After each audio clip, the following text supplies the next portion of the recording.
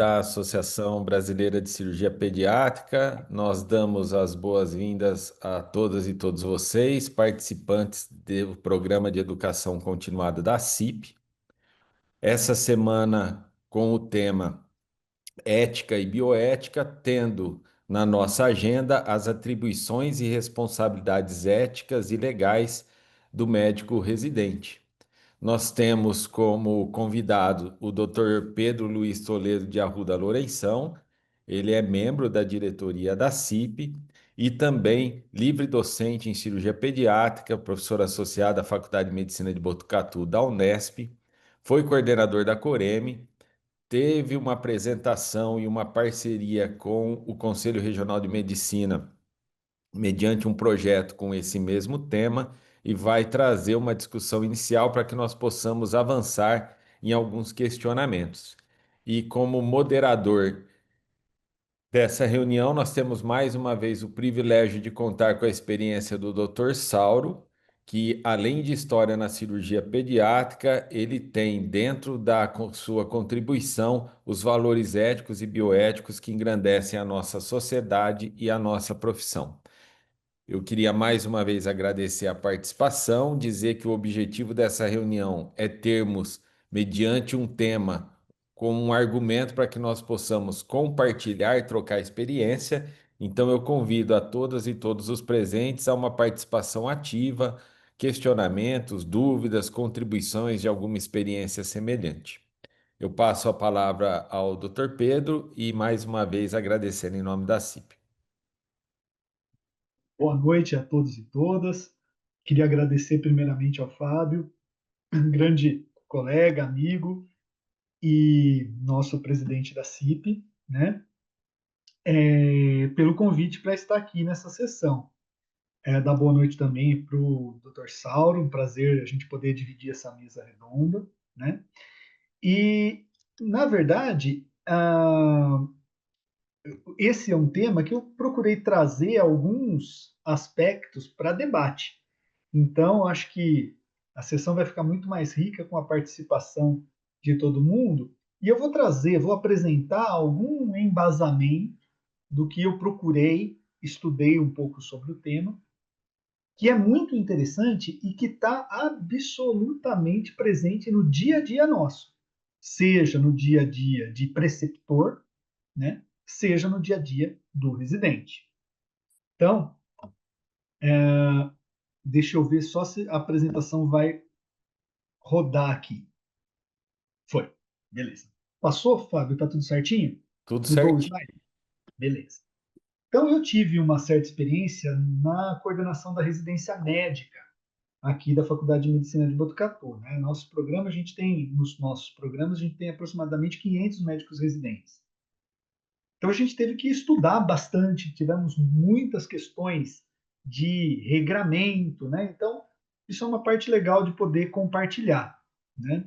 A residência médica, ela é regrada no nosso país por essa lei, a lei número 6.932, que data de julho de 1981, e define a residência médica como uma modalidade de ensino de pós-graduação destinada a médicos, baseada em treinamento e serviço, sob a orientação, isso está na lei, de profissionais de elevada qualificação ética e profissional, com carga horária máxima de 60 horas semanais, obrigatoriamente subsidiada por recebimento de bolsa, para ser residência tem que ter bolsa, e que é uma modalidade de certificação, a mais comum delas, das especialidades médicas no Brasil. A residência médica no nosso país ela está estruturada por uma comissão nacional de residência médica, vinculada ao Ministério da Educação, comissões estaduais de residência médica, no caso aqui do nosso estado de São Paulo, a Serem, né, a Serem São Paulo, e cada instituição de saúde, seja ela universitária ou não, ela tem que ter uma comissão de residência médica numa ordem, numa instância local da Comissão Nacional de Residência Médica, que é a Coreme. A regulamentação, a partir da Comissão Nacional, ela vem por resoluções específicas. Então, se a gente entrar no site, isso é extremamente dinâmico, né? Essas resoluções englobam desde as matrizes curriculares dos programas, que devem ser obedecidas, os regimentos, né, as regras dos programas, normas para concursos de residência, transferências, regras para transferências de médicos entre diferentes programas, o valor das bolsas, o credenciamento de programas e de instituições e também o monitoramento. Quando há problema em determinado programa, a Comissão Nacional e a Comissão Estadual fazem uma vistoria nesses programas. A resolução mais recente que regulamenta a base desse processo data de setembro de 22. E ela traz algumas coisas bem básicas, mas que vão sustentar muito do que a gente vai falar daqui para frente.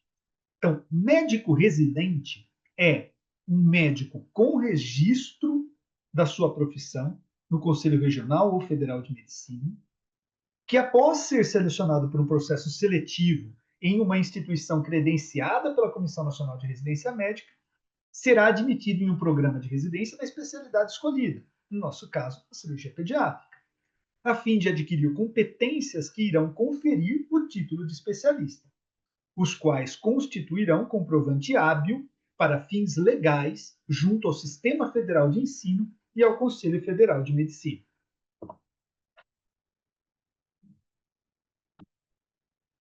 Preceptor, e isso está na mesma resolução da Comissão Nacional, o preceptor de um programa é um médico com especialização reconhecida pela Comissão Nacional, que atua na orientação, veja o grifo, direta, junto às atividades teórico-práticas dos médicos residentes, que tem um compromisso com a formação do médico residente, que é responsável por ensinar, orientar, conduzir, acompanhar e supervisionar o desenvolvimento da formação integral dos médicos residentes, atuando como mediador do processo ensino-aprendizagem, caracterizados por treinamento em serviço e atividades teórico-complementares nos diversos cenários de prática, baseada na aquisição de competências traduzidas como conhecimentos, atitudes e habilidades técnicas relacionadas à área do programa de residência.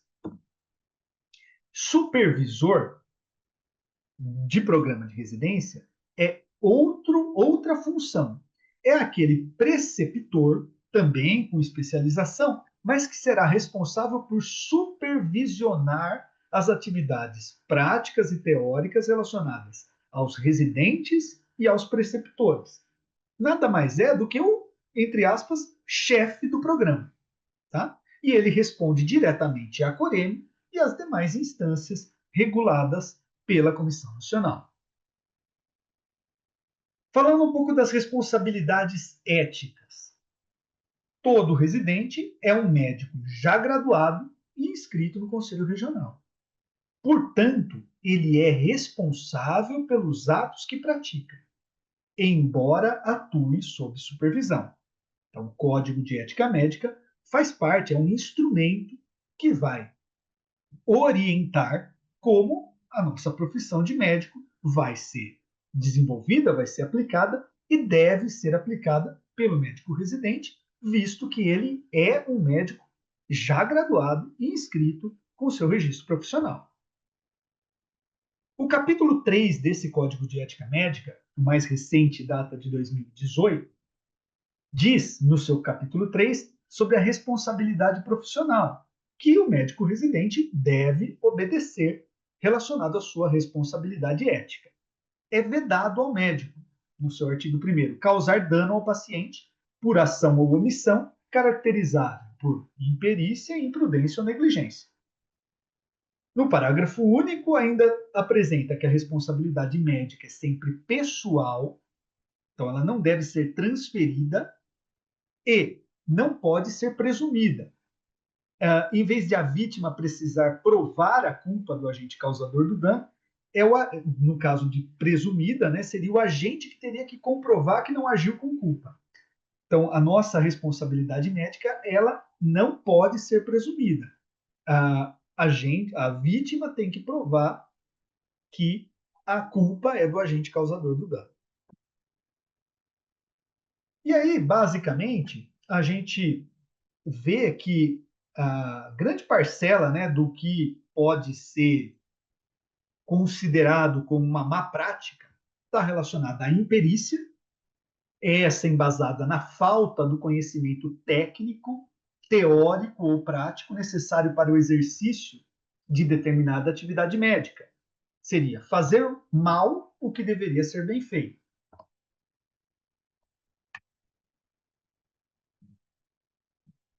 Na imprudência, que seria a realização de um ato médico de uma forma precipitada, sem o cuidado adequado, sem a devida observância a normas técnicas e precauções, ou fazer o que não deveria ser feito.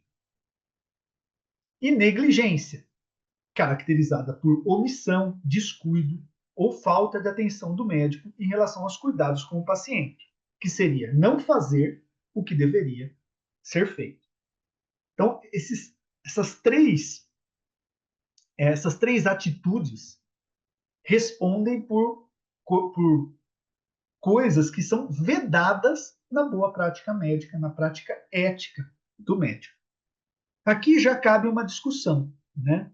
Será que o residente deve ser considerado que o residente possui, né, o conhecimento técnico, teórico e prático necessário para o exercício pleno da especialidade que ele está cursando? Esse é um ponto que a gente precisa começar a discutir.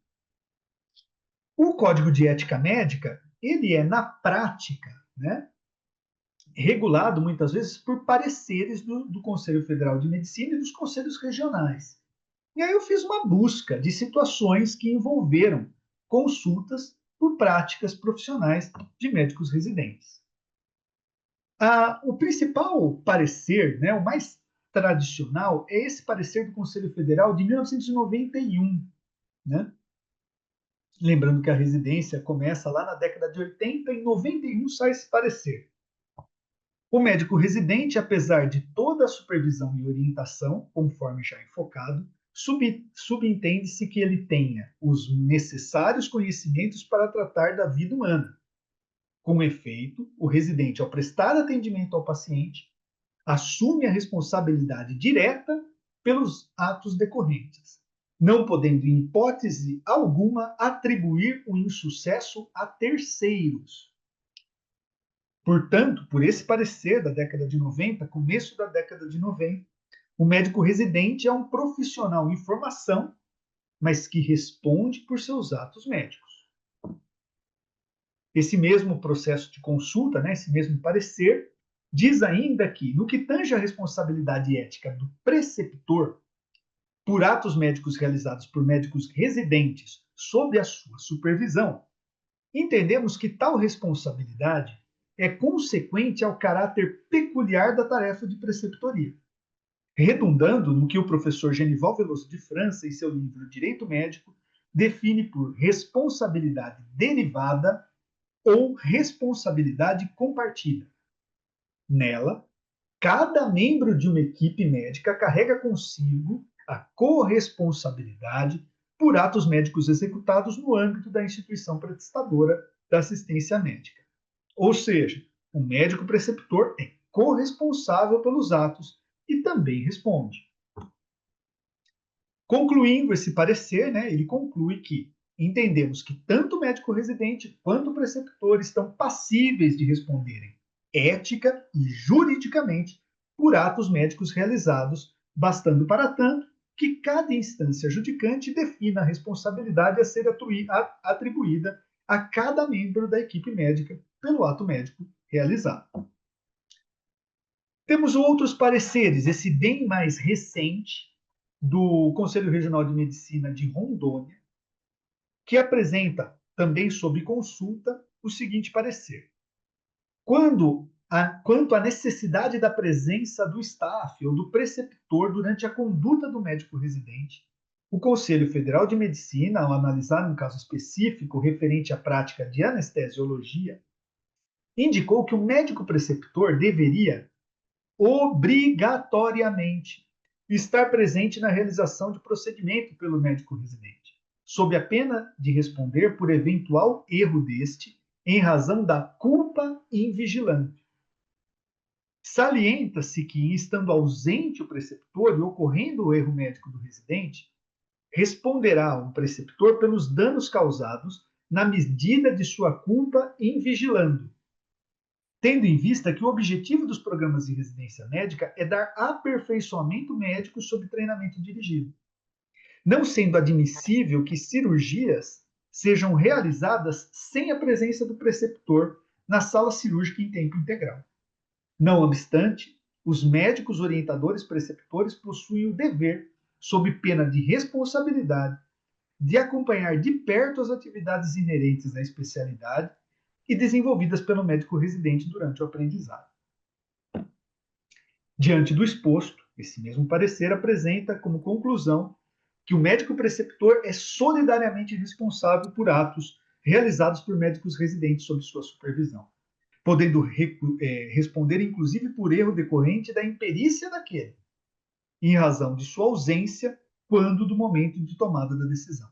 Ou seja, a ausência do preceptor durante o procedimento pode agravar o entendimento da sua responsabilidade.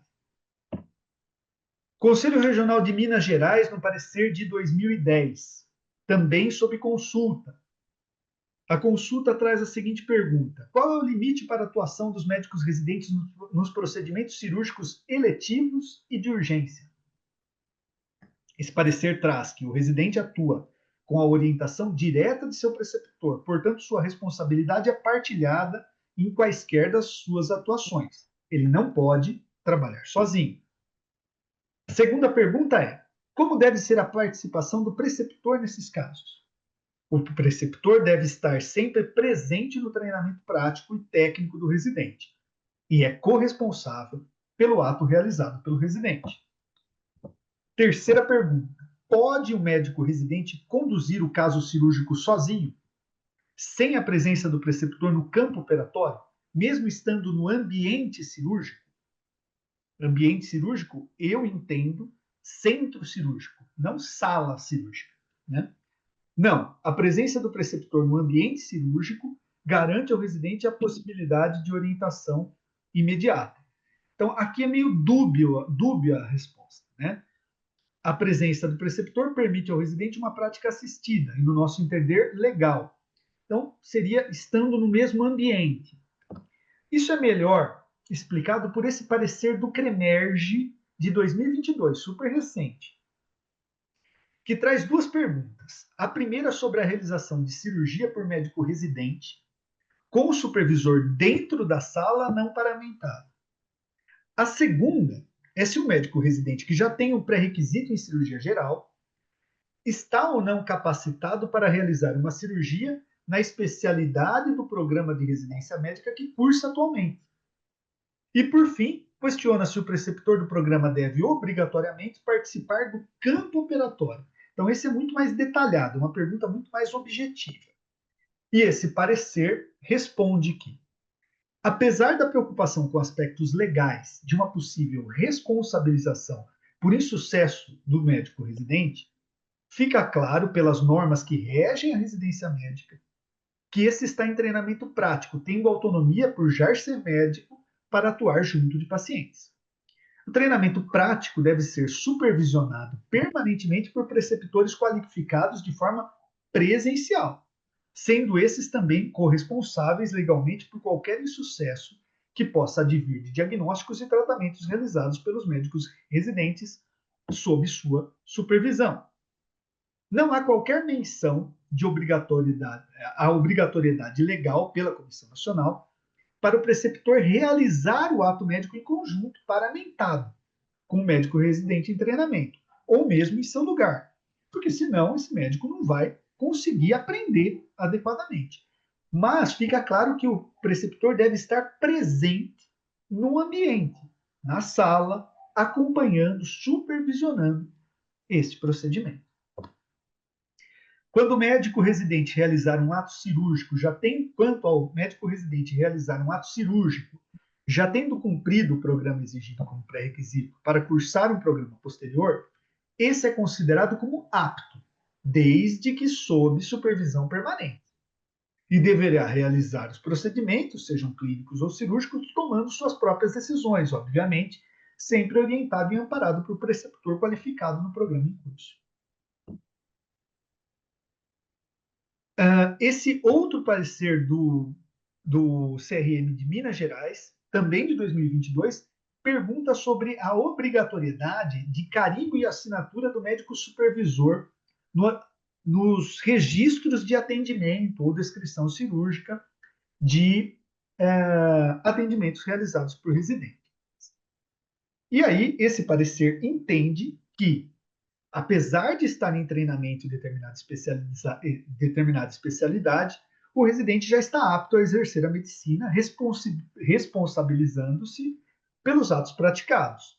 Desta forma, entende-se que o médico residente já exerce sua autonomia nos casos de prescrição, evolução e alta, não sendo necessária que tais ações sejam exercidas somente com a presença do preceptor.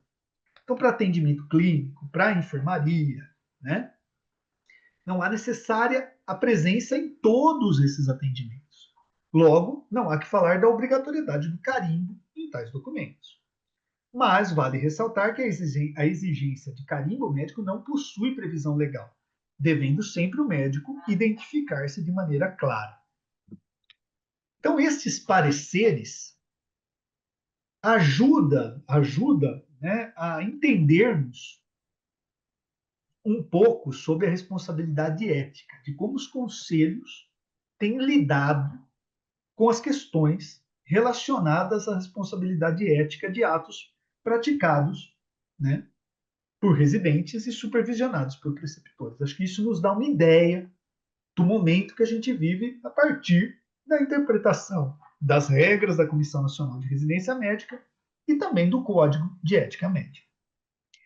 Quando a gente fala em responsabilidades legais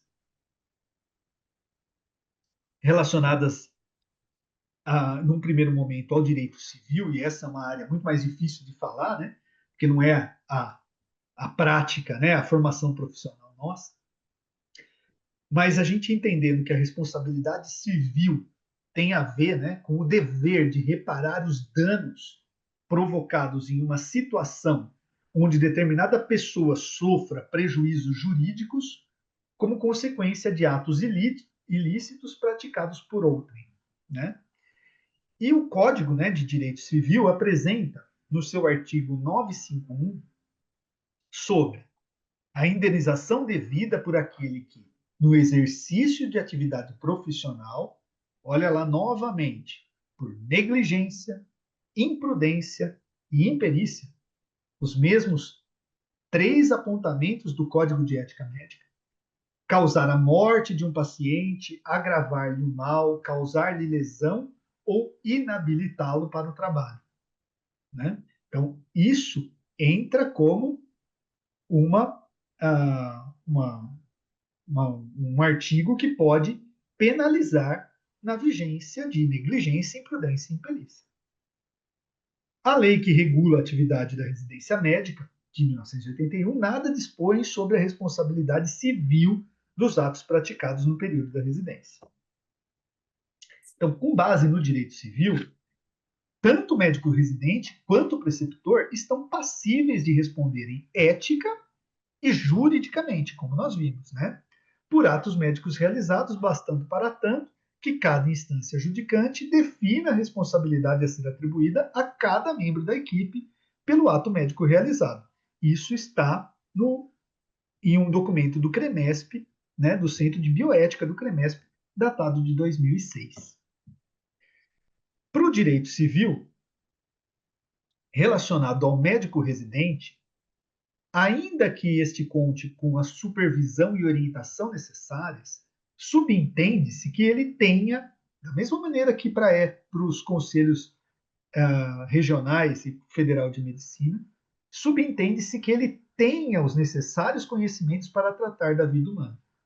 Com efeito, o residente, ao prestar atendimento ao paciente, assume a responsabilidade direta pelos atos que pratica, não podendo, em hipótese alguma, atribuir o insucesso a terceiros. Para o médico preceptor, mais ou menos da forma como isso é entendido para a responsabilidade ética, no que tange a responsabilidade ética do preceptor por atos médicos realizados por residentes sob sua supervisão, novamente, podemos entender que ele deve responder por uma responsabilidade derivada ou compartida, que seria carregar consigo a corresponsabilidade por atos médicos executados também pelo médico residente. Focalizando apenas a esfera civil, temos que entre o paciente e o médico existe uma relação jurídica perfeitamente definida por dispositivos legais, existindo para ambos direitos e deveres.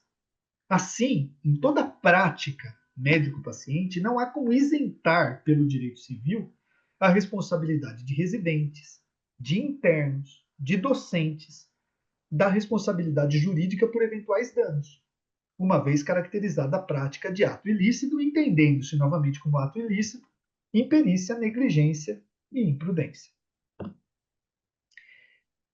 Esses dois artigos nacionais, né, um publicado em 2023 e outro em 2017, trazem para a gente um panorama de como essa responsabilidade legal no direito civil envolvendo atos praticados por médicos residentes vem sendo entendida pelos tribunais, né? Basicamente, resumindo o que esses dois artigos trazem, a gente pode entender que, se o residente age no âmbito acadêmico, nos limites do programa de residência médica, a primeira coisa a se verificar é se ele atua com o médico preceptor, sendo por esse supervisionado e obedecendo exclusivamente às suas orientações nos limites de sua subordinação, não se mostra razoável que o médico residente seja responsabilizado. Ou, na pior das hipóteses, em caso de condenação, esta deve ser mitigada de forma proporcional à sua atuação e ao seu estágio de aprendizado.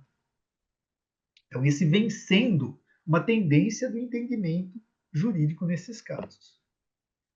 Se o médico residente ele age no âmbito acadêmico também nos limites do programa de residência médica, mas, de outra maneira, ele age de forma contrária ao que é determinado por seu preceptor, ou extrapola os limites do que lhe é orientado por sua supervisão, ele deve responder pelo ato ilícito decorrente de sua ação ou omissão. E, se o médico residente trabalha fora do programa de residência, sendo contratado por uma instituição como médico plantonista, por exemplo, ele assume, nesse caso, toda a responsabilidade por sua ação. Esses artigos trazem também jurisprudências do Estado de São Paulo desde a década de 90 até 2016. Resumindo essas jurisprudências, médicos residentes que foram demandados junto à equipe de programa de residência, seus superiores hierárquicos responderam pela indenização, visto que os primeiros careciam de autonomia ou conhecimento para a tomada de decisões. Ou seja, quando foram julgados juntamente com seus pares acadêmicos, profissionais ou preceptores, a culpa, se presente, foi dirimida em favor daqueles que já careciam de autonomia na conduta. Quando, da presença de suposto erro grosseiro, entendeu-se que seriam culpados juntamente com os profissionais aos quais se submetiam, em consonância com a decisão do Superior Tribunal de Justiça, em que devem ser responsabilizados pelos atos habilitados em razão da graduação. Por outro lado, mesmo em situações em que, por força da lei, a regra deveria ser o atendimento prestado pelo residente sob supervisão docente, este respondeu à ação isoladamente em praticamente metade da amostra. Então, muitas vezes, mesmo nessas situações, o residente respondeu sozinho na justiça. Como o Código do Consumidor veta que a equipe docente seja chamada ao processo se esta não for demandada pelo autor da ação, os pedidos para que os demais médicos fossem incluídos, os preceptores, no caso, foram negados. Nos casos em que o residente respondeu com a equipe dos médicos do hospital, sem que fosse citada hierarquia acadêmica entre os profissionais, houve condenação de todos, sempre pela constatação da conduta antijurídica e culpa. Nas jurisprudências relacionadas a médicos residentes sem a vinculação acadêmica, sem a presença de superiores hierárquicos, eles foram condenados em todas as ações, conforme a verificação da culpa pessoal. Nesses casos, não houve discussão sobre falta de autonomia frente aos médicos do serviço em que se inseriam, não ficando clara a relação de capacitação. Então, quando o residente está sozinho, a exposição é plena, né? Então, no âmbito da justiça, né? Essas jurisprudências têm relação com as primeiras instâncias, né? Mas no âmbito do Superior Tribunal de Justiça, não há um posicionamento firmado, devendo a análise ser feita de maneira casuística. Registrou-se que o Superior Tribunal de Justiça não tem até o momento uma posição firme em um ou em outro sentido, ora deixando de responsabilizar o médico residente em função do seu estágio de aprendizado, ora o responsabilizando em razão de ele ser um profissional médico graduado e portador de um registro no Conselho de Medicina. O que esse artigo, né, de 2023 propõe é um entendimento que, na minha opinião, foi bastante razoável.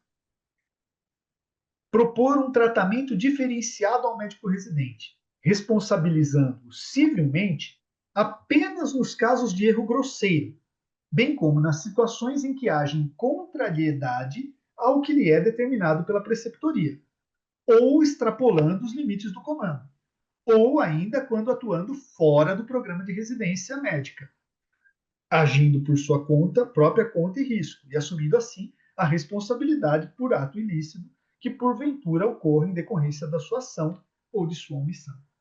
Acho que esse seria um entendimento proposto por esse artigo e que me parece bastante razoável. Em relação à responsabilidade legal relacionada ao direito penal. Então, analisando a questão à luz do Código Penal, é evidente que a responsabilidade pelo fato recai sobre aqueles que lhe deram a causa.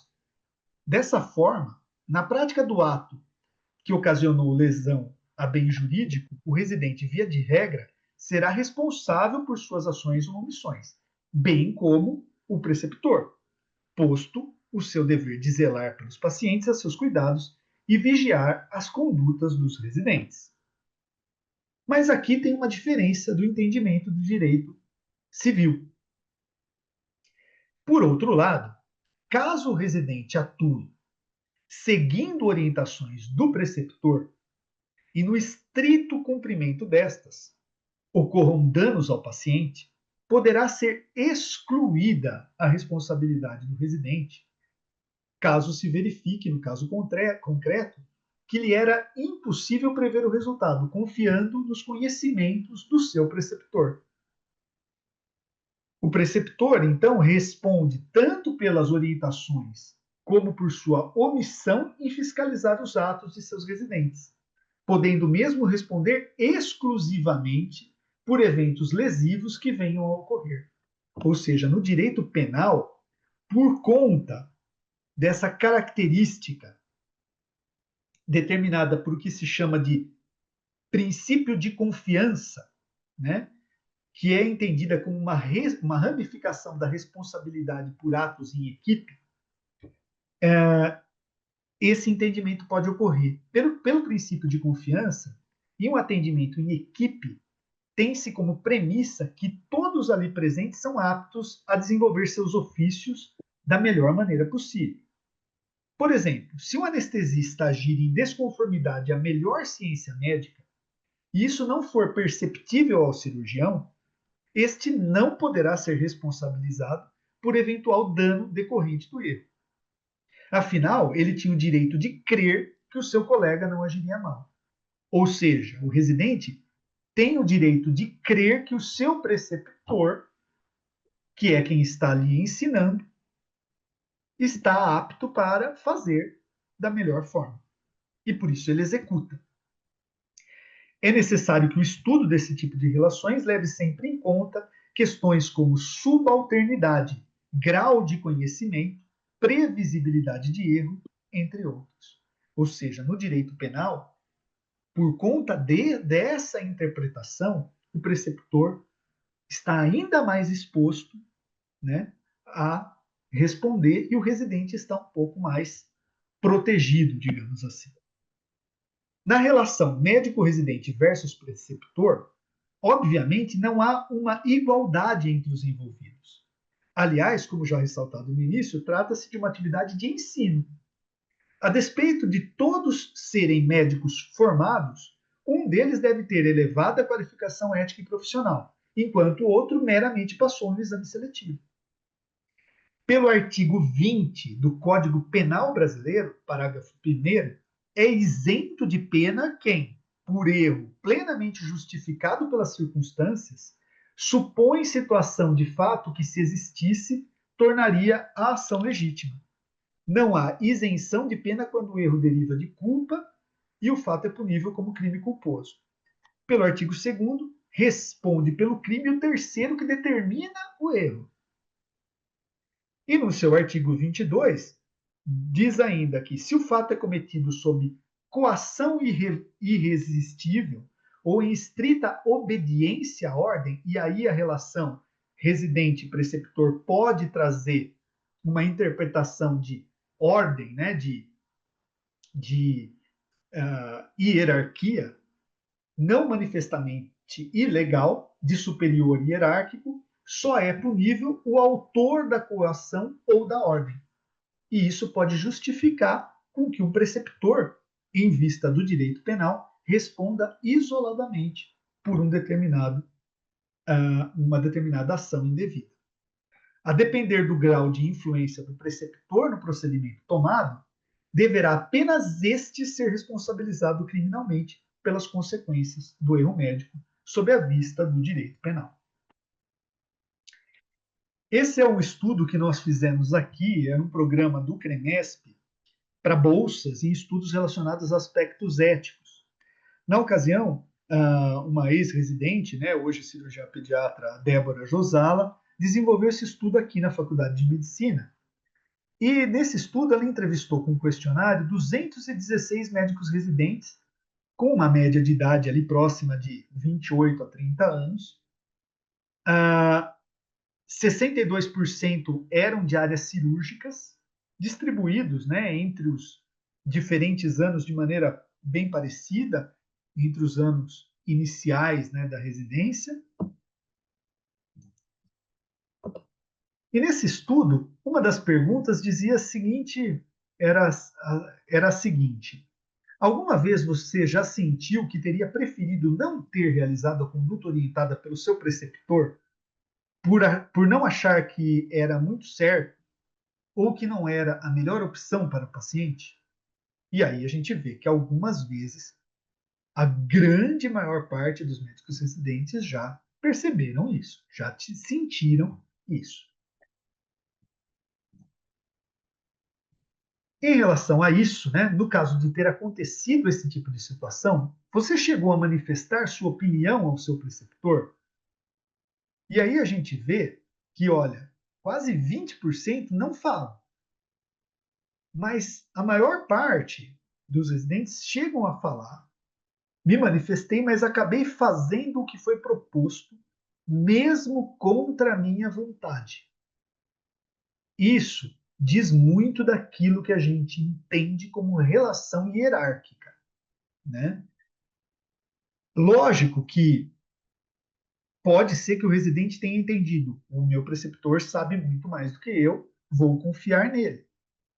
Mas pode também ter sido, aqui eu tenho que obedecer, né? Acontecendo essas duas situações, sob esses argumentos que a gente entendeu do direito penal, o residente poderia ter uma argumentação para fugir da sua responsabilidade. Bom, concluindo, o que a gente entende, né, para discussão. Lembrando que todos esses pontos, né, que eu trago para a gente debater agora. O residente, por ser um médico já graduado e inscrito no CRM, é responsável pelos atos que pratica, embora atue sob supervisão. Isso muito relacionado aos aspectos de responsabilidade ética e do direito civil. Médico, residente e preceptor estão passíveis de responderem ética e juridicamente por atos realizados. O que eu penso? Diálogo e supervisão são atos que devem ser praticados em conjunto. Supervisão precisa acontecer com proximidade, tanto física quanto dialógica. E a boa prática da medicina sob a luz do Código de Ética Médica é, sem dúvida nenhuma, o melhor cenário, tanto para a assistência dos nossos pacientes, como também para o ensino dos médicos residentes. Seria isso as minhas considerações. Muito obrigado e espero ter levantado aspectos bons para a gente poder discutir conjuntamente. Obrigado. Muito obrigado, doutor Pedro, pela excelente consideração. Eu gostaria de convidar o doutor Sauro para alguns comentários, para agregar a sua experiência diante desse tema, né, atual e oportuno, e também convidar os colegas, os participantes, aqueles e aquelas que estão presentes, para que se manifestem, compartilhem sua experiência, tirem suas dúvidas. O microfone do senhor está fechado, doutor Sauro, mas eu vou, enquanto o senhor se posiciona, fazer um resumo da apresentação do doutor Pedro. Nós podemos entender, e aí eu vou deixar para o doutor Sauro comentar e discutir. O residente responde pelo preceptor, da mesma forma que o preceptor também responde pelo residente. Qualquer ato relacionado ao residente, ele tem um impacto direto na responsabilidade do preceptor, da mesma forma que qualquer deliberação do preceptor seguida pelo residente traz a esse a sua responsabilidade e que a ausência do supervisor é apenas um agravante, né?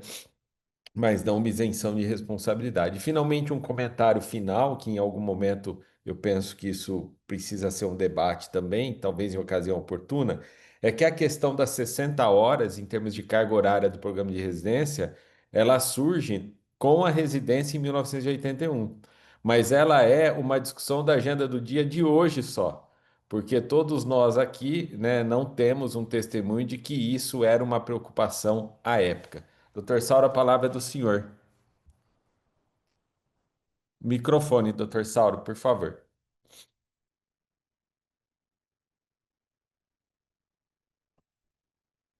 Ainda não.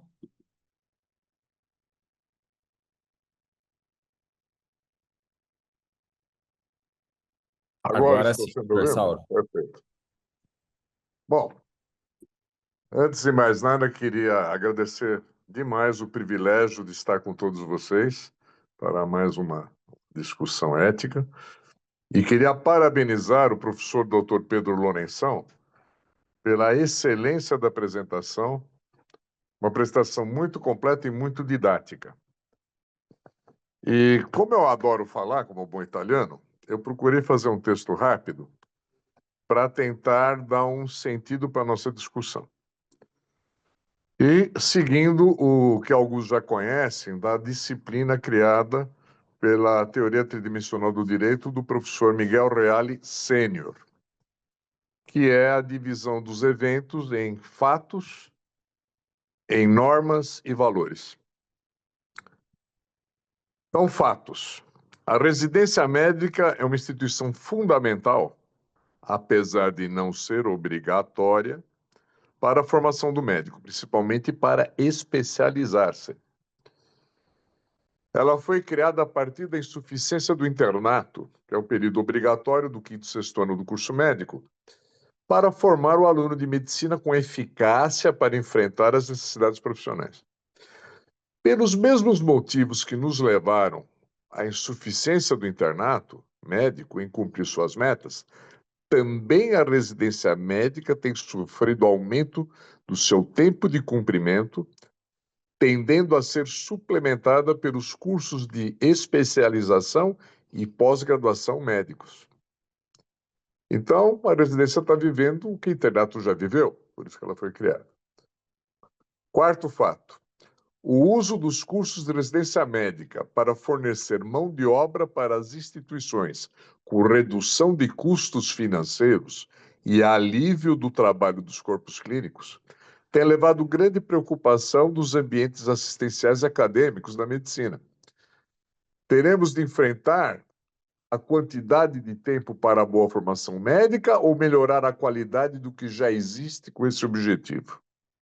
Eu acho que é o grande impasse nosso agora sobre a residência. Quinto, por se tratar de simbiose entre ensino e trabalho, a residência médica gera conflitos de direitos e deveres nos pontos de vista acadêmico, didático-científico, ético, administrativo e trabalhista, que, aliás, foi muito bem demonstrados esses conflitos pelo professor Lourenção. Sexto, o prolongamento da formação médica se relaciona intimamente com o aumento muito importante da quantidade de informações fornecida pela era tecnológica e a angústia de segmentar a medicina em inúmeras especialidades, tornando a autonomia deste profissional muito menor. Então, nós vamos aumentar o tempo de formação do médico ou vamos nos restringir a campos especializados? Eu acho que também é uma grande questão, não, do ponto de vista do destino da residência e dos direitos e deveres do residente. O exemplo disto em nosso país é a separação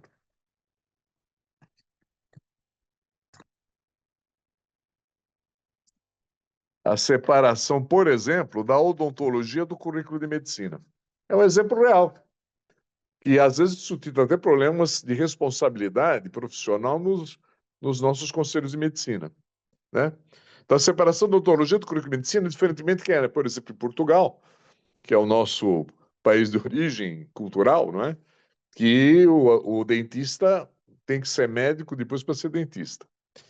E um outro problema que nós estamos vivendo é a invasão das profissões paramédicas, biomedicina, enfermagem, fonoaudiologia, fisioterapia, terapia ocular, etc., no campo profissional do médico. Então, há uma tendência à segmentação da nossa atividade. E isso vai mexer diretamente com a autonomia do médico e vai mexer mais ainda com os problemas de autonomia entre médico residente e preceptor.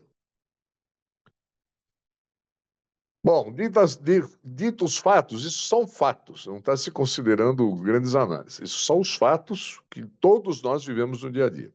Vamos falar um pouquinho de normas que foram muito bem apresentadas pelo professor Lourenção. E aí é um raciocínio agora jurídico, de responsabilidades das pessoas. Então, a gente temos que ressaltar as qualidades de cada ser humano frente à sua existência. Em primeiro lugar, somos uma espécime do ser vivo animal mamífero Homo sapiens. Essa é a nossa primeira qualidade. A confusão cultural do nosso século, século XXI, atrapalha até o idioma. Antigamente diríamos que somos homem. Hoje, esta preferência do português pelo genitivo masculino, quando nos referimos ao alcance geral, tem sido contestada pelo wokismo, gerando o diálogo neutro. O professor Lourenção é mais sábio, que é um grande professor, ele coloca os dois sexos sempre no que ele fala, eles e elas, né? É a tendência dos políticos. Mas eu vou preferir ser conservador e chamar, quando eu falar em geral, eu vou usar o gênero masculino, que é o que os professores de português ainda indicam como o correto do nosso vernáculo. Então, seguindo essa regra, depois do homem, a gente é filho. Depois de filho, a gente é cidadão.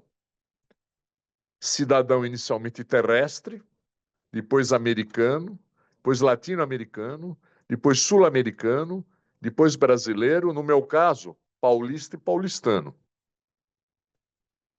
Depois disso, a gente é médico, depois de médico, médico residente.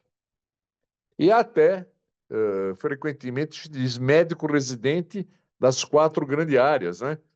Que costumam ser clínica, cirurgia, pediatria, né? E ginecologia e obstetrícia, na maioria dos programas. Agora tem muitos mais. Nos programas mais sofisticados, incluem muitas outras especialidades. A evolução do homem obrigou o estabelecimento de normas para organizar a convivência. Então, no mundo ocidental, a criação do direito por Roma visava controlar seu vasto império e originou a base das nossas normas positivadas, né? E aí, quais são essas normas? Então, conforme nossa qualidade, deve-se seguir as seguintes normas progressivamente. E tudo isso é direito e dever do residente, né?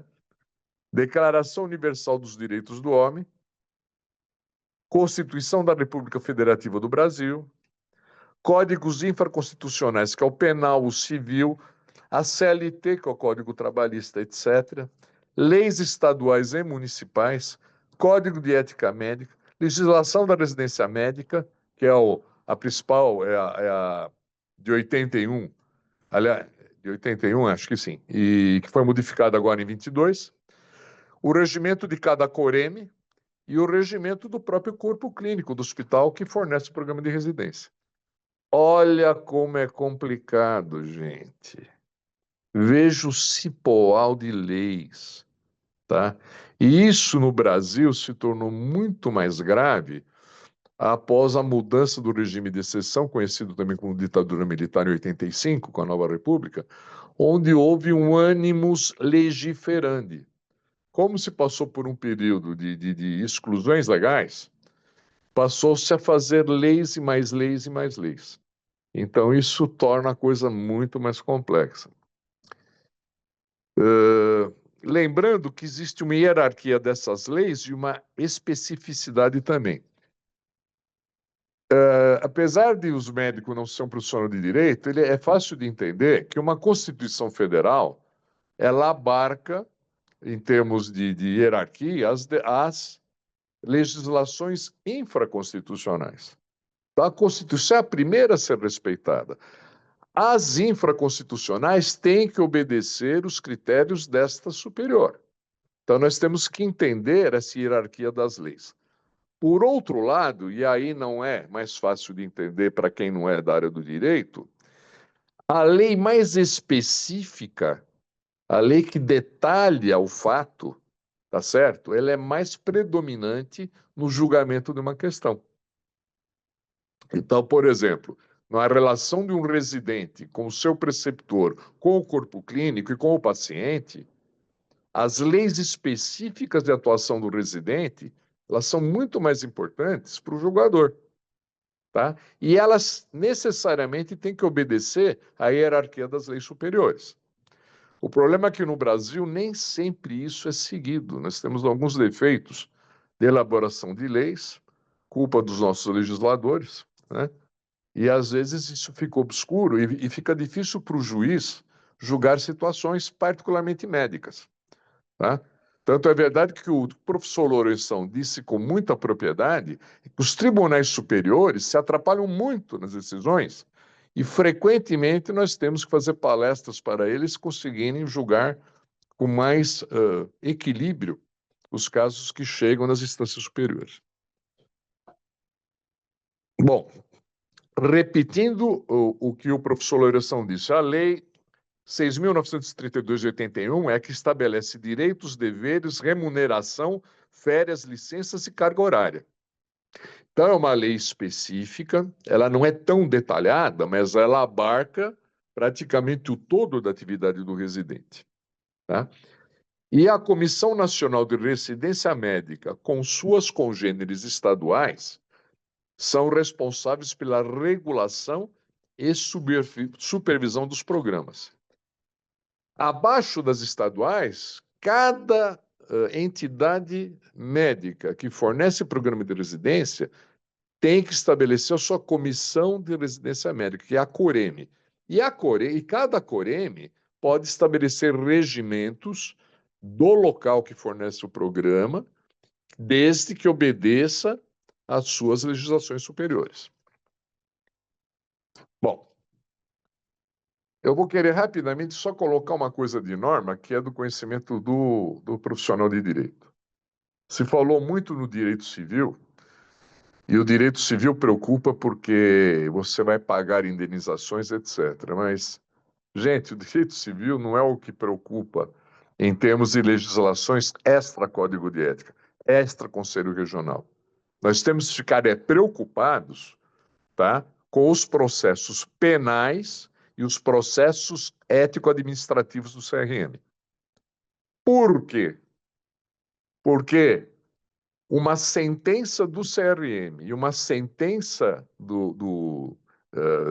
uma Câmara Penal ou Criminal, ela dá um cheque em branco para a Justiça Civil decidir o quanto vai ser pago. Então, a parte civil, por enquanto, é a que menos preocupa. O que deve preocupar o médico residente e o médico preceptor de residente é o problema do CRM e o problema penal. Primeira coisa, esses processos normalmente são muito mais rápidos que o processo civil. Então, o processo civil aguarda a sentença dessas instâncias para aí simplesmente, já estando condenado, se for inocentado, a Justiça Civil nem aborda e engaveta a queixa. Mas se o profissional for condenado, ele já está condenado a pagar indenizações, tá certo? E aí só vai se discutir o quanto vai ser pago para a parte denunciando ou a vítima, tá certo? Então é aí que resta, na minha opinião, a grande preocupação disto. Lembrando que o que foi dito pelo professor Lourenção sobre imperícia, imprudência, negligência, em direito, significa culpa. E intenção de cometer o erro significa dolo. Um crime culposo tem uma pena que é 1/3 da pena para o crime doloso correspondente. E depois eu vou falar um pouquinho da parte civil, para vocês entenderem a importância dessa diferença. Então, o que é culpa? O que é um crime culposo? É o crime que foi feito sem querer. Certo? Então foi feito sem querer. Imperícia, imprudência, negligência foi feita sem intenção, sem querer. Que para os códigos de ética, a gente nem imagina que um médico possa ter a intenção de lesar um paciente propositadamente, com intenção. A gente nem pensa nisso. Mas a justiça dos homens, ela pensa nisso. E o grande problema hoje na parte penal, tá, é que mesmo que não haja uma intenção evidente, como raramente acontece em medicina, a não ser num colega que esteja algum problema mental, e aí ele é inimputável, tá certo? É a figura de uma coisa chamada dolo eventual. Então, para vocês entenderem o que é dolo eventual, é só lembrar do indivíduo que dirige bêbado, tá certo? Ele atropela e mata alguém, ele não teve intenção de matar aquela pessoa. Mas por ele ter sido muito imprudente, por dirigir alcoolizado, ele está cometendo um dolo eventual, ele está se arriscando a cometer aquele crime. Então, mesmo que você não tenha a intenção de lesar ou matar o seu paciente, o fato de você cometer uma extrema imperícia, uma extrema imprudência, uma extrema negligência, pode se configurar um dolo eventual. E a partir daí, você automaticamente vai cair na Justiça Civil, tendo que pagar indenizações. Agora, a gente não precisa ficar muito preocupado, porque o advogado da civil, ele sabe que o médico não tem capacidade de pagar grandes indenizações. A intenção de um advogado que atua civilmente para defender uma parte é apenar a instituição, seja o hospital, seja a universidade, seja o convênio, porque este tem poder econômico de pagar bem. Ele sabe que a pessoa física do profissional não tem condição de pagar bem. Ele não está nem preocupado com isso. Ele só vai usar o profissional para conseguir o cheque em branco na Justiça Civil. E pouco que se dane o nome do profissional. O nome do profissional vai ser usado para fornecer o cheque em branco para a Justiça Civil. Então, por que eu chamo a atenção deste fato das normas que regem os cidadãos? Porque o médico ele defende que o paciente tem que procurar a melhor assistência médica possível e pagar por isto. Mas ele não quer pagar um advogado para lhe defender. Então eu deixo bem claro, quem se envolver com um processo particularmente penal, e mesmo no CRM, tem que ter o médico do problema jurídico e da melhor qualidade possível. Não se conforme em chamar o amigo, o vizinho ou o profissional do sindicato ou de uma associação qualquer, porque você estará mal seguido e você terá uma grande surpresa, uma surpresa negativa. Se você tiver o azar, a infelicidade de sofrer um processo penal, procure a melhor defesa possível para lhe defender. Isso a gente viu muito na época que nós pertencíamos ao Conselho Regional de Medicina do Estado de São Paulo, que o médico ele quebra o galho com alguém da parte jurídica, tá certo? Achando que a coisa é simples e também não pensando em gastar muito com o advogado. E aí dá com os burros na água. Então, muito cuidado com isso, tá bem?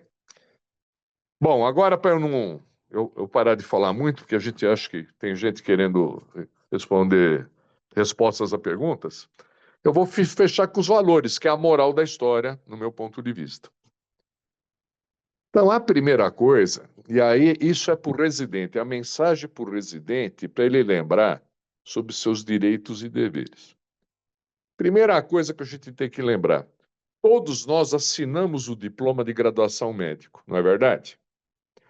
E lá no diploma está bem explicitado que nós estamos assinando e aceitando os direitos e deveres de ser médico.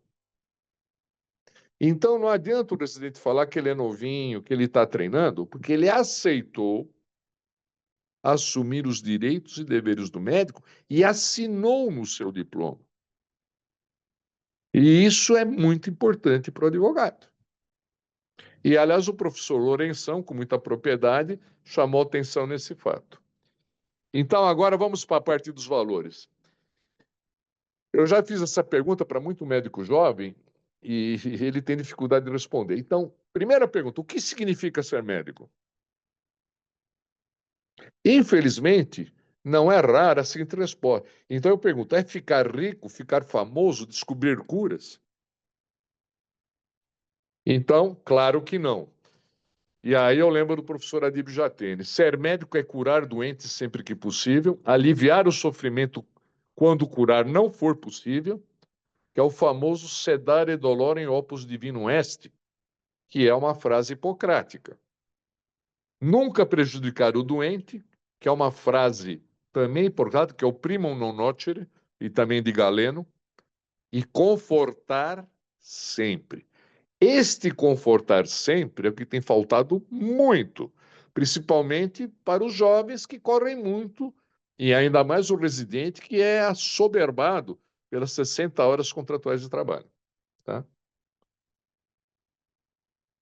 Lembrando a função do médico, que lembrando, primeiro nós somos homem, depois filho, cidadão, depois somos médico, depois médico residente. Então, primeiro, pensamos na função do médico. Agora vamos pensar, qual é a função do médico residente?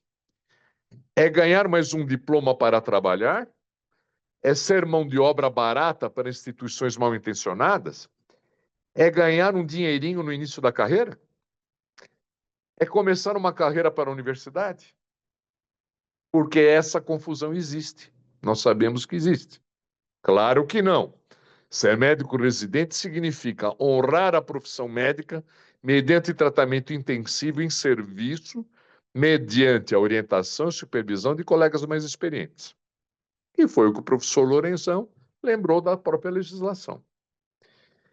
Agora vem a parte do valor. Aí fala o velho de 70 anos, que orienta residente até hoje. Significa aproveitar ao máximo a oportunidade de aprender sem se descuidar das pessoas que atende. É ser reconhecido como um profissional promissor, não por substituir ou bajular seus orientadores. Muitos residentes, colegas, acham que vão ser valorizados porque eles tiram a tarefa dos seus orientadores. Eu não incomodo o meu preceptor, meu orientador, porque eu resolvo tudo. E aí mora o perigo. Não é essa a função do médico residente. Não é para substituir ou bajular seu orientador, mas sim para aproveitar o conhecimento desse orientador e exigir que esse orientador acompanhe os seus atos. Então, mas sim, e aí o que é o valor do residente? É ter interesse, motivação e esforço do que faz, reafirmando sua vocação para a medicina. E repassar os conhecimentos que adquiriu aos mais jovens para sedimentar sua capacidade e treinar sua liderança, que é o relacionamento do R3 com o R2, com o R1. Então, a mesma obrigação que o preceptor tem para com o residente mais velho tem com o residente mais jovem. Este é o valor. Eu já vi em vários ambientes que o R3 fala, pô, eu que estou orientando os residentes mais novos, o preceptor não faz nada. Não é assim. Ele também tem que aprender a liderar e ele tem que aprender a, no futuro, ser um preceptor. E faz parte do treinamento da residência médica. Agora, ele deve, no seu determinado nível de atuação, exigir a presença do preceptor. E o bom preceptor vai perceber que este é o residente que funciona, não é aquele que bajula ou que dispensa, que não amola o preceptor. Então, esse é o valor. Só perseguindo esses valores, gente, impediremos a deterioração desta ideia fantástica e inesquecível da formação médica, que é a residência médica. Se nós permitirmos que esses valores sejam perdidos, vai acontecer com a residência o que aconteceu com o internato. Nós vamos ter que ser livre docente, como o professor Lourenço é, para conseguir operar fimose. Eu tenho um grande amigo, que é um grande... Ele gosta muito de vir ao Brasil. O nome dele é Jürgen Schliff. Ele é um dos pioneiros da videocirurgia pediátrica. Ele esteve aqui várias vezes. O Jürgen Schliff, ele trabalhava em Münster com o professor Willi Tal, que é um grande nome da cirurgia pediátrica alemã. E ele só conseguiu operar sozinho, tá certo? A partir do R3. E ele queria operar vídeo, que o Willi Tal não sabia fazer vídeo na época. Então ele teve que mudar de local de trabalho para deixarem ele operar. E não deixaram na Alemanha. Ele acabou casando com uma italiana, ele foi para Trieste, na Itália, e na Itália deixaram ele operar um pouquinho. Mas eu que conheço bem a graduação médica e de pós-graduação italiana, tem muito médico na Itália que só começa a operar sozinho depois dos 40 anos. Porque o primário, que é o chefe dele, não deixa. Tá? Então, nós temos que tomar cuidado com o futuro da nossa residência para colocar os valores no seu devido lugar, senão nós vamos perder a residência e daqui a pouco a gente só vai conseguir operar sendo livre docente. Tá? Aliás, comentando o brilhante professor Lourenção, que é livre docente, o velhinho aqui de 70 anos, com 44 anos de medicina, tá certo? Ser livre docente na minha época era uma coisa excepcional.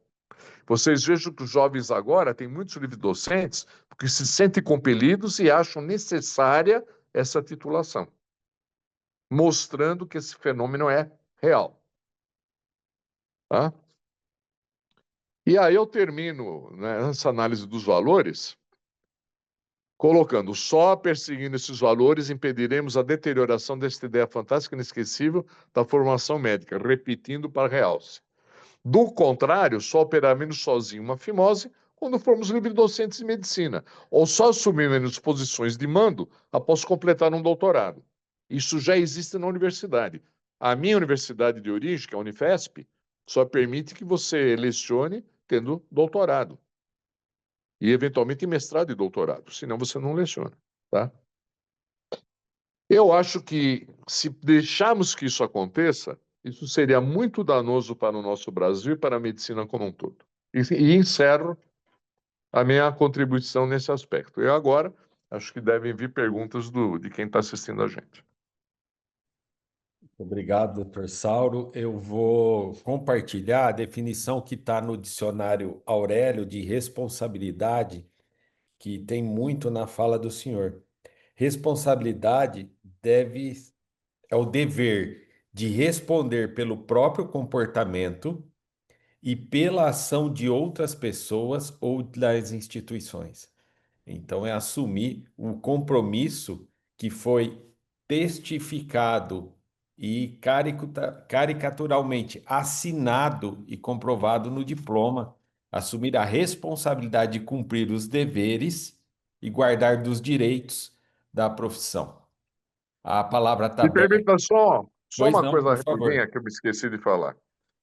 A história de obedecer ordem do preceptor, que foi comentada com muita propriedade pelo professor Lourenção, já caiu numa situação jurídica fundamental do nosso planeta, chamado julgamento de Nuremberg. Quando houve o Holocausto, os oficiais da SS, dos campos de concentração, diziam estar obedecendo ordens. Isso caiu. Se a ordem for ilegal ou indevida, tá? O médico, mesmo jovem, ele tem que ter o discernimento de não fazer.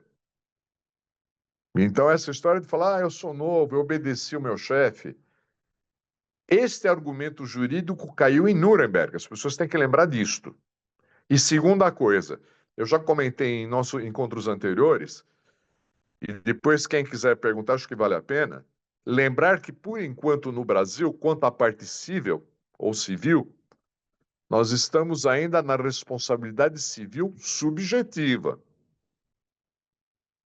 Se permitirem que entre a responsabilidade objetiva do médico, não precisa provar que o médico tem culpa ou dolo. Ele vai pagar de qualquer jeito. Então, precisamos tomar muito cuidado com isso. E, finalmente, eu quero fazer uma observação também para a discussão.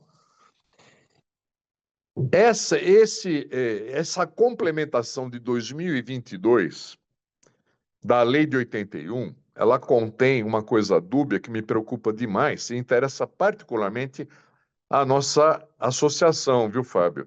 Porque ela deixa em entrelinhas que a residência garante o título de especialização. Ela não deixa isso muito claro. E isso eu posso até discutir, porque na época do CREMESP começou a história de se permitir registros de especialidade na carteira profissional. Isso é muito preocupante, porque isso tira a autoridade das sociedades científicas em fornecer esse título. Isso tira a autoridade da Associação Médico Brasileira de fornecer esse título. E isso vincula uma automaticidade de fornecimento de título de especialista a partir do programa de residência médica. E como eu falei, nem todo programa de residência médica consegue ser devidamente fiscalizado e avaliado. Então, eu acho que isso também é uma questão que a gente precisa levantar agora. Obrigado. A palavra está aberta. Nós temos algumas mensagens no chat elogiando a palestra e os comentários. E nós temos um participante de Angola. E eu queria perguntar para ele em Angola se essa realidade que foi comentada aqui, ela existe lá, se mais ou menos nós temos uma realidade semelhante em termos de normatização, de estrutura. Então, você que é de Angola, que se manifestou no chat, se quiser contribuir, a palavra está aberta, tem como acessar o microfone ou colocar no chat algum comentário. Doutor Aimar elogiou, achou o assunto oportuno, excelente. Doutor Aimar, se tiver alguma contribuição. E eu queria destacar, enquanto as pessoas fazer algumas considerações. Algo muito importante que o Dr. Sauro comentou, e já que nós estamos falando de responsabilidade, é que diante de algum questionamento, seja ele na fase de sindicância ou no processo ético profissional, ou fora do conselho, na esfera civil e penal, que nós venhamos nos posicionar com a devida responsabilidade e cuidado, sem fazer emendas, sem procurar atalhos jurídicos, mas ao contrário disso, uma assessoria muito bem estruturada que possa trazer à justiça a realidade dos fatos, né? E é uma prática muito comum nossa, primeiro, negligenciar, seguros naquilo que fizemos, mas sem ter a experiência e a maturidade de entender que não é o que nós fizemos, é como o que nós fizemos está sendo mostrado ou questionado. Então, eu queria muito, muito deixar isso como mensagem que nós venhamos tratar com responsabilidade, né, doutor Sal? Entendeu direitinho, perfeito. Doutor Pedro, suas considerações finais? Eu queria parabenizar e agradecer as colocações do Dr. Sauro. Muito, muito, muito bacana ouvi-lo, Dr. Sauro. Aprendi muito com o que o senhor disse. E, assim, é um assunto que está no dia a dia da gente, né? E que a gente não para pensar. Eu acho que esse é um ponto, assim, que a gente precisa debater isso, porque a prática, né, da preceptoria, a prática do dia a dia, a grande maior parte dos serviços hoje tem residentes, seja residente de cirurgia pediátrica ou de cirurgia geral. E assim, o risco todo mundo corre, tanto o residente quanto o preceptor.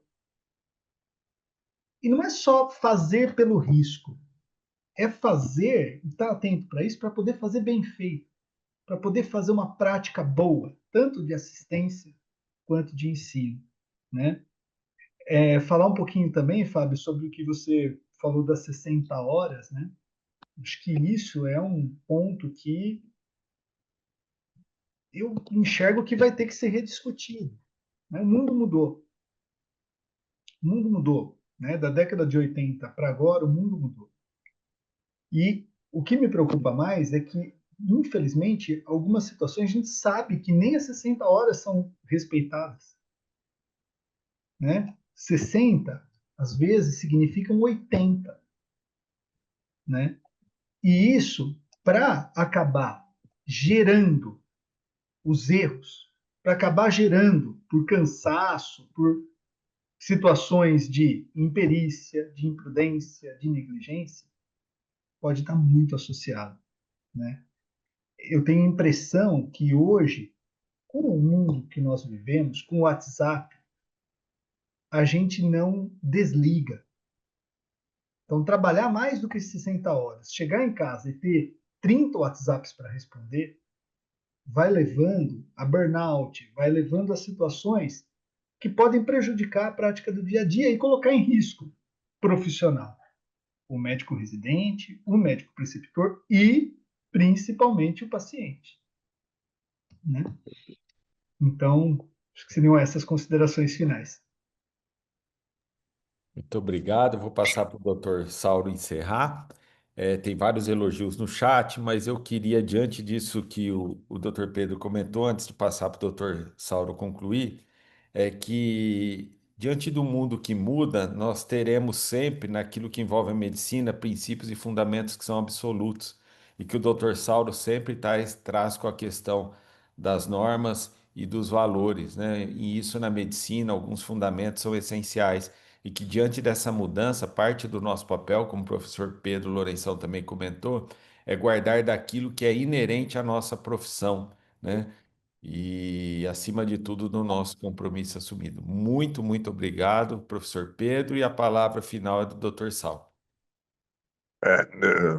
O Pedro também fez um fecho brilhante. Pedro, sou seu fã, viu? Você é um colega não só como profissional, mas como professor esplêndido.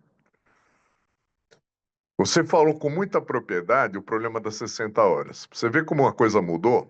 eu fiz a minha residência de cirurgia em 79, 80 e 81. Em 79, já no R1, eu tinha estágio de 36 de trabalho por 12 de repouso, o que é uma loucura. E detalhe, isso é proibido, eu sou também um perito em medicina do trabalho, isso é proibido por toda a legislação trabalhista, tá certo? E aí você tem um problema grave, que agora, eu tive recentemente, numa das residências que eu sou preceptor, teve um grupo de residentes que resolveu processar preceptores por excesso de carga horária e por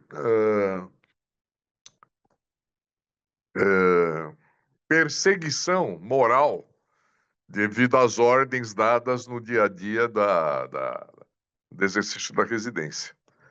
E assédio moral.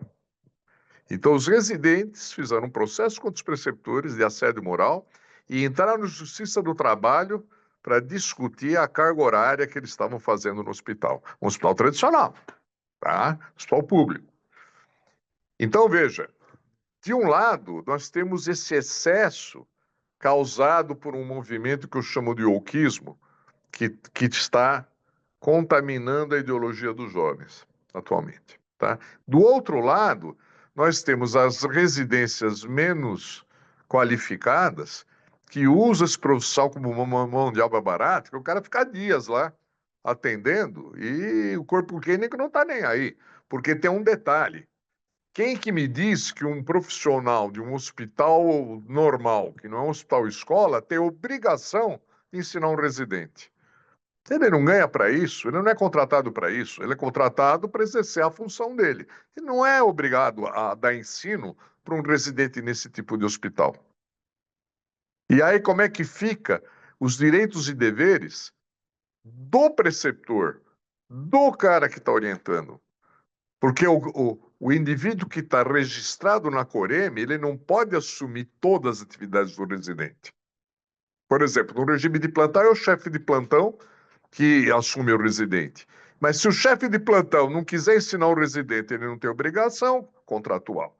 Então, isso é uma realidade em muitos lugares, mesmo de São Paulo, que é a maior cidade da América Latina, pô. Tá certo? Então, nós temos, de um lado, o jovem que acha que a CLT é mais importante que o valor dele ser residente, como eu falei anteriormente.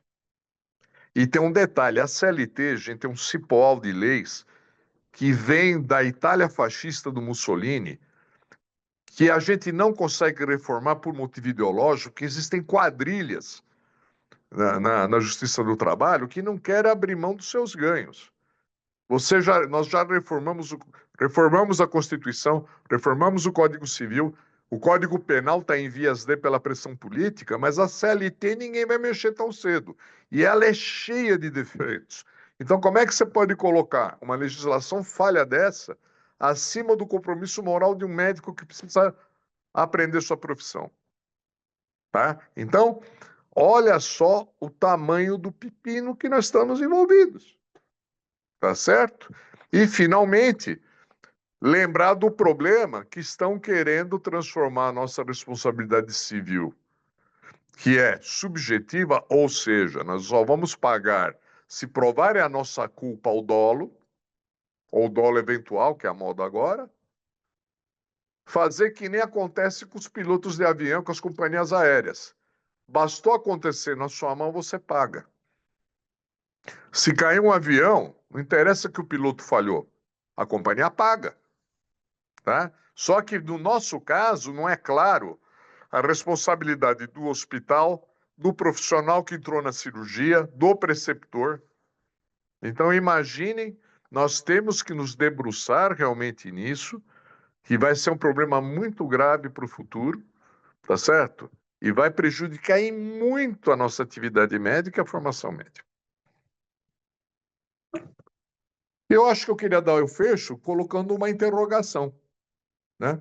Eu não sei se as pessoas não estão perguntando, mas eu acho que uma das funções, viu, Fábio, da nossa associação é lançar essas dúvidas para que as pessoas se preocupem e no seu ambiente comece a pensar em soluções, em protocolos, em métodos para a gente superar esses problemas.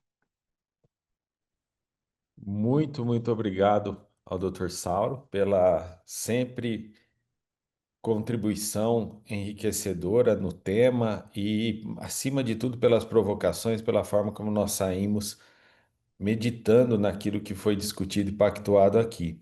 E fica um compromisso para nós repensarmos diante do que, principalmente do que foi colocado, do ensino da cirurgia pediátrica diante desse cenário, né? Como o Dr. Sauro comentou, como habilitar, como capacitar um profissional, né, que, a partir do momento que é certificado, tenha condições do exercício seguro da profissão nesse cenário, né? Esse é o grande desafio daqueles que estão aqui, que a maioria dos que foram motivados a estar tem uma participação no ensino, quer seja na graduação e na residência.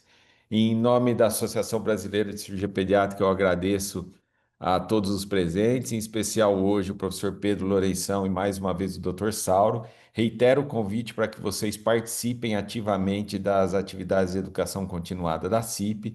Essa reunião ela fica gravada e disponível aos associados na área restrita do sócio no nosso site e que nós possamos fazer a diferença na especialidade a partir de momentos como esse. Muito obrigado, uma boa noite a todos. Boa noite. Tchau, tchau. Obrigado.